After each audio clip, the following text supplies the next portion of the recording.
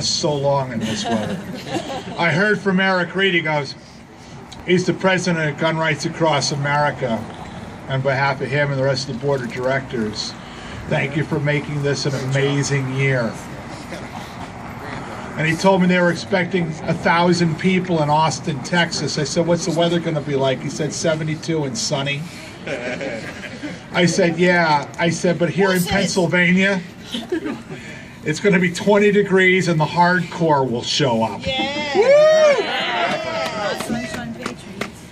Last year on these very steps, I stood with the looming shadow of the socialist, anti-constitutional machine known as the Obama administration, threatening to extinguish the flame of liberty that was ignited by the fiery passions of the framers of our nation. But we stood our ground. Yeah. You, the American patriot, you, the watchman of freedom, you, the guardian of liberty, stood your ground. And I think you deserve a huge round of applause. Yeah. I'll throw the mic right off of there. George Washington said that firearms stand next in importance to the Constitution itself. They are the American people's liberty teeth and keystone under independence. Having been freshly inaugurated to his second term, our Kenyan-born... What? It's proof. Our Kenyan-born president, Barack Hussein Abdullah Mohammed Saeed Obama... What? He's Christian. Really, I promise he is. He had nothing further to fear from voters. Blessedly in our country, he can only serve 2 terms. Too many, in my opinion. And he boldly stood on the shed blood of innocent school children, declaring that now was the time to disarm America, shred the Constitution, and plunge the American citizens into slavery and statism. But you, the American patriot, stood your ground and said, not one more inch. Yeah. Not one more law. Yeah. Not one more abrogation of my liberty. Yes. No. No. No.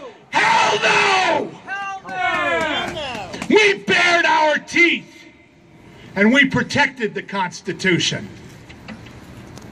We let politicians know clear across America that we would do whatever it took and in any way we could. If it meant a recall election in Colorado, we threw the bums out. Yeah. If it meant that we stood in freezing cold temperatures to make sure that our politicians, no, they're not there right now, but you know what? They read the newspaper tomorrow. Yeah. They'll see this on TV.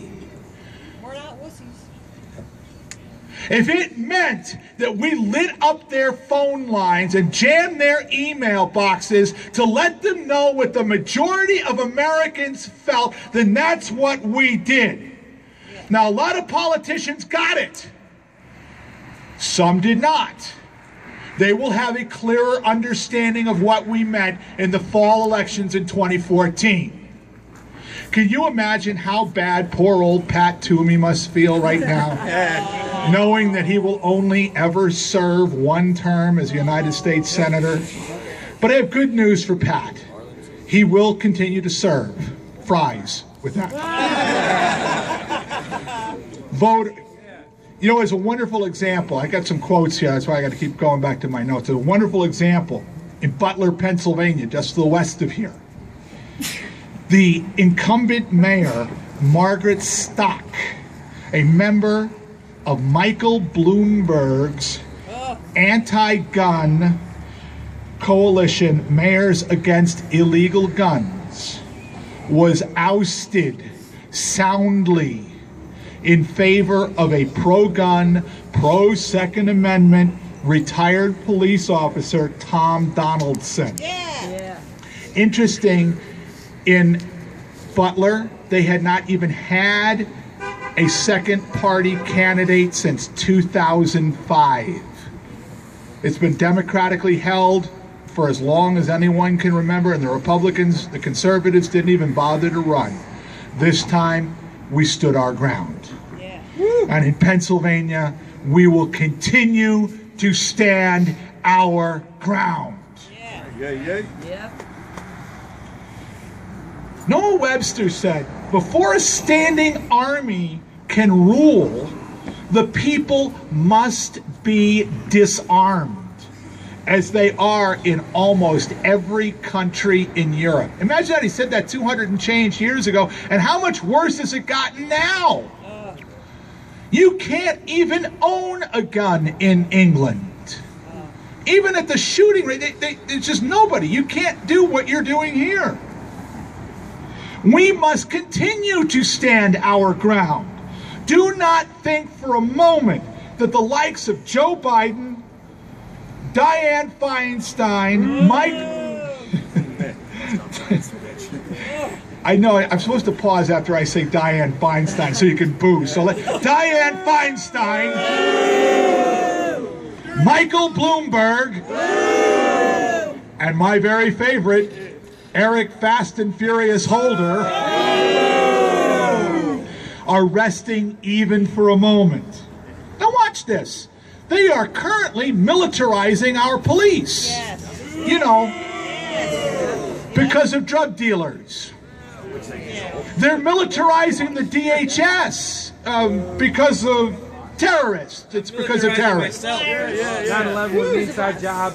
They're militarizing the game wardens because of poachers. I don't know. You might have a 11.5-inch trout or something. They're militarizing the IRS because you might try to claim your grandma's dentures as an entertainment expense. I don't know. They apparently need a lot of guns and ammunition.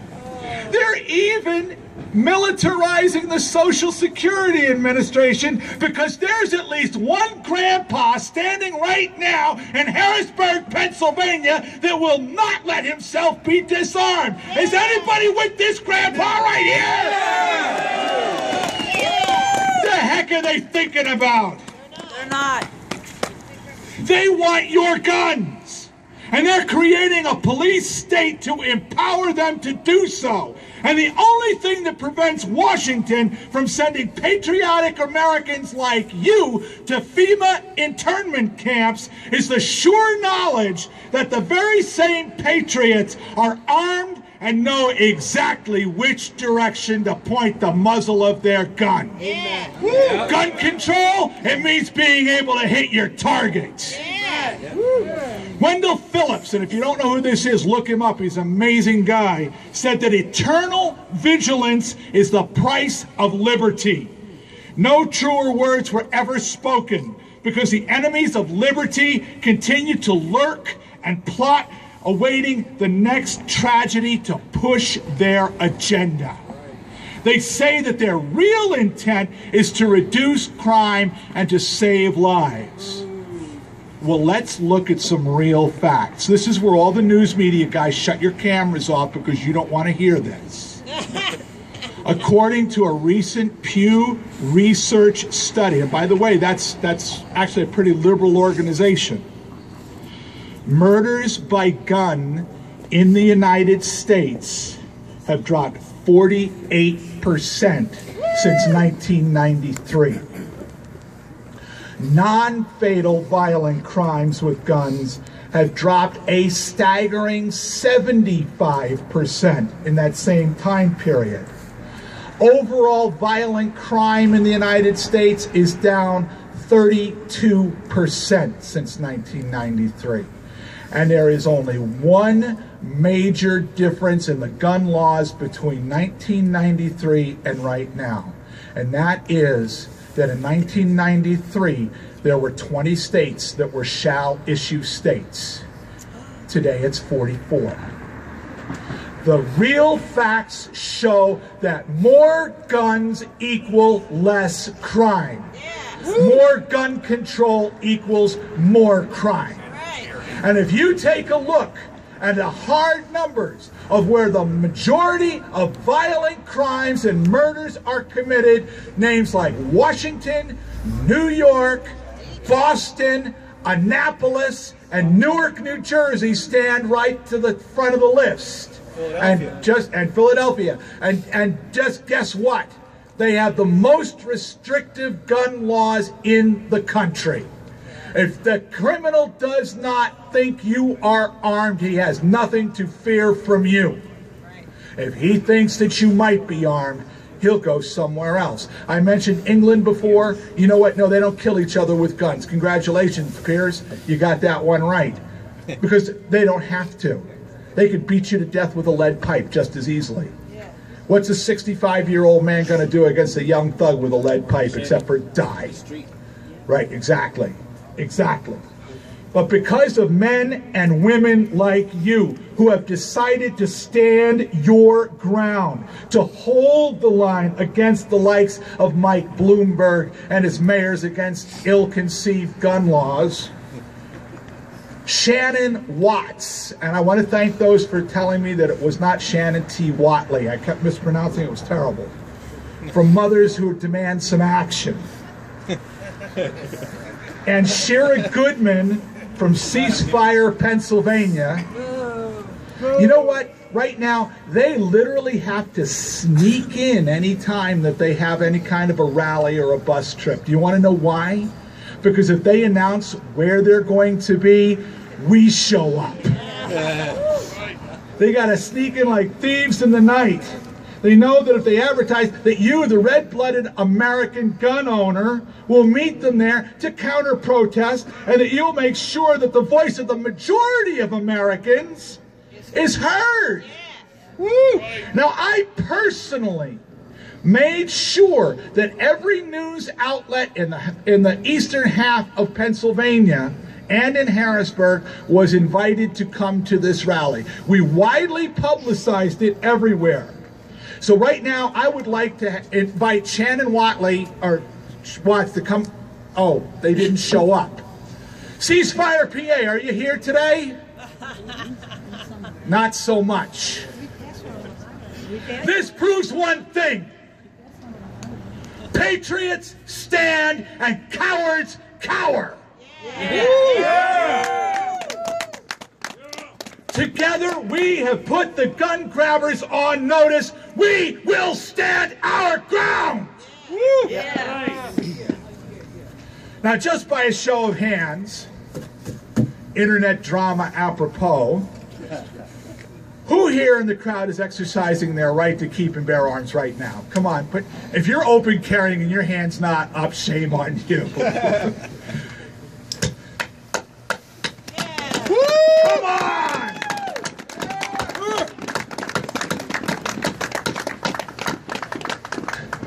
There's one guy in the back, he's kind of like, should I say it or no? Now, according to liberal logic, with all these guns around today, there should be nothing but murder and mayhem and rape going on all over the place. It should be a complete disaster. Anarchy everywhere you look. But here's the thing. I've spoken in a lot of these rallies across the state. There has been a noticeable drop in crime in the neighborhoods where we show up. I promise you that muggers, they're elsewhere right now. Rapists, Sarah went down to pick up some gloves from her car. She brought her down. They said, you can either bring your dad with her, I can have a sniper watch you the whole way down. Either way, nothing to worry about.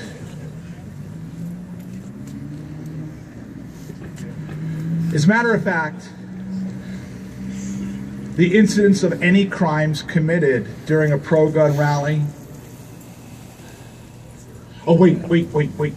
There was one crime committed out in Erie, Pennsylvania. There were some jackbooted thugs wearing blue uniforms that illegally I mean, it was crazy, but thanks to Josh Pierce, we settled that matter in the courts just this past week.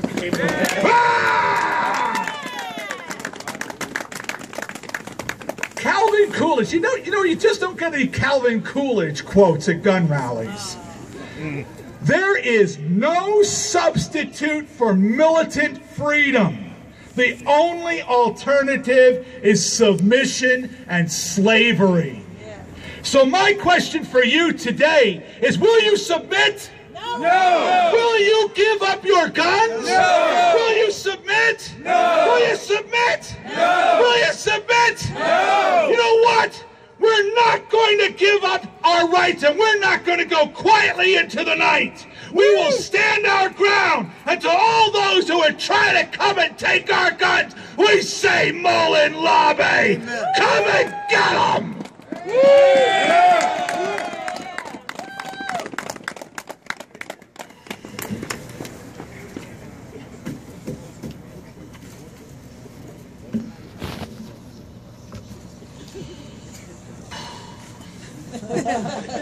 And now for the mellow sounds of Dan Gray.